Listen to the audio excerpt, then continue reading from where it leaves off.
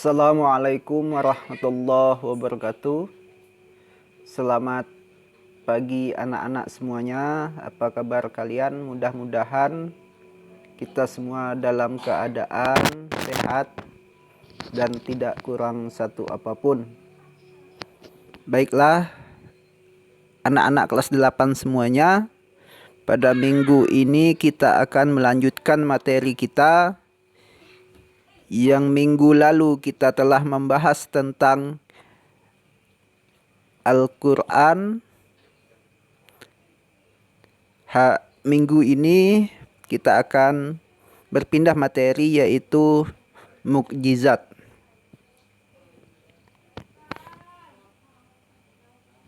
Baiklah, Bapak akan menjelaskan pengertian mukjizat. Menurut bahasa, mukjizat berarti sesuatu yang melemahkan atau mengalahkan. Menurut istilah, mukjizat berarti sesuatu yang luar biasa yang terjadi pada diri Nabi atau Rasul Allah Subhanahu wa taala dalam rangka membuktikan bahwa dirinya adalah nabi atau rasul Allah yang tidak dapat ditiru oleh siapapun. Itu adalah pengertian mukjizat. Kemudian yang kedua yaitu macam-macam mukjizat. Nah, dilihat dari sifatnya, mukjizat dibagi menjadi dua macam. Yang pertama mukjizat hisiah dan yang kedua mukjizat maknawiyah. Nah, yang pertama yaitu mukjizat hisiah adalah mukjizat yang dapat dilihat, didengar, dirasakan dan dipegang. Mukjizat ini ditujukan kepada orang biasa yang kurang mampu menggunakan akal pikirannya secara baik. Contohnya, mukjizat yang diberikan kepada Nabi Adam.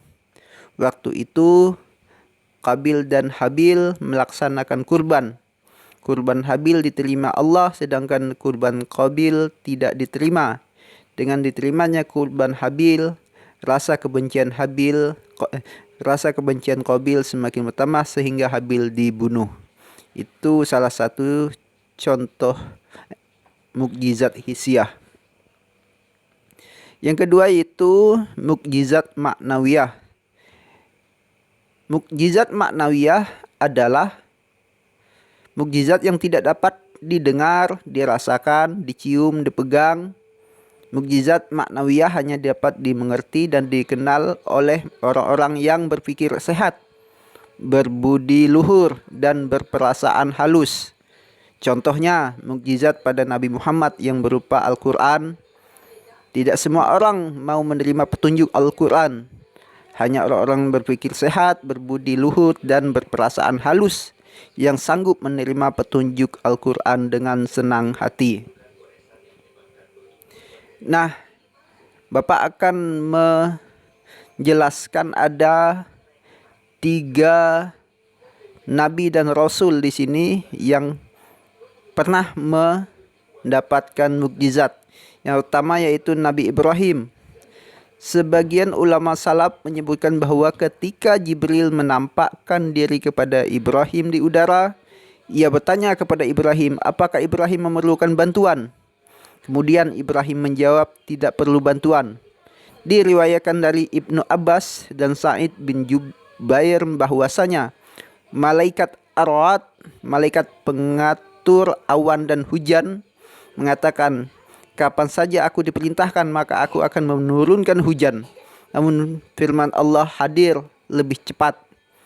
Ka'ab al-Ahbar meriwayatkan, saat itu seluruh penduduk bumi tidak bisa menyalakan api, sedangkan Ibrahim tidak terbakar sedikit pun, selain tali yang mengikat dirinya. Sedangkan menurut Syudiyi, saat itu Ibrahim didampingi oleh malaikat Azil, malaikat pemberi naungan, sehingga sewaktu Ibrahim berada di kobaran api, sebenarnya ia berada di tanaman hijau.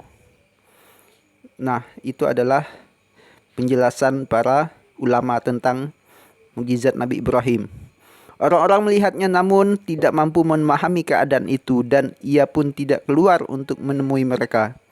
Ibnu Majah meriwayatkan bahwa ketika Ibrahim dilempar ke dalam kobaran api yang besar, semua hewan di muka bumi berusaha memadamkan api tersebut kecuali tokek yang berusaha membuat api membesar. Nah, itu adalah mukjizat Nabi Ibrahim.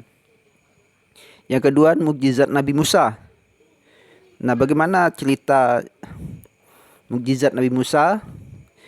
Untuk menghadapi Raja Fir'aun yang zalim, Nabi Musa mendapat dua macam mukjizat. Yang pertama ialah tongkat yang dapat berubah menjadi ular dan cahaya terang yang keluar dari kedua tangan beliau. Kedua mukjizat diterima Nabi Musa ketika berada di lembah tua atau Bukit Tursina. Nah, dakwah Nabi Musa mendapat tantangan berat oleh Raja Fir'aun. Raja Fir'aun menentang Nabi Musa untuk beradu sihir. Tantangan itu disanggupi oleh Nabi Musa.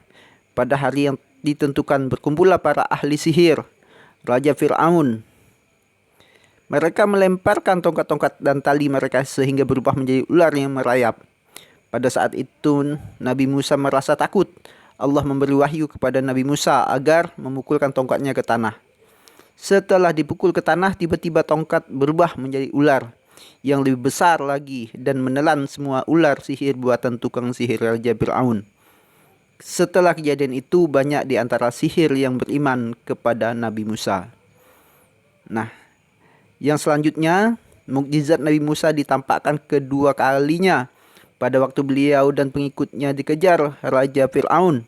Dengan izin Allah, tongkat Nabi Musa dapat membelah air laut merah menjadi dua bagian sehingga Nabi Musa bersama kaumnya dapat melewatinya. Raja Fir'aun bersama tentaranya ikut melewati jalan di laut tersebut. Ketika Nabi Musa telah sampai di tepi, Raja Fir'aun masih di tengah laut. Nabi Musa memukul tongkatnya ke laut dan air laut pun menjadi satu lagi. Dengan demikian Raja Fir'aun bersama tentaranya mati tenggelam di Laut Merah. Nah, itu adalah mukjizat Nabi Musa. Dan yang terakhir yaitu mukjizat Nabi Muhammad SAW. Salah satunya yaitu Isra dari Masjidil Haram ke Masjidil Aqsa, lalu Mi'raj dari Baitul Maqdis ke Siratul Muntaha. Untuk apa beliau Isra dan Mi'raj? Salah satunya adalah untuk menerima perintah solat 5 waktu sehari semalam dalam tidak sampai 1 malam. Mungkin itu yang dapat Bapak sampaikan. Kurang dan lebihnya Bapak mohon maaf. Kalau ada hal-hal yang tidak dipahami silakan ditanyakan. Terima kasih. Assalamualaikum warahmatullahi wabarakatuh.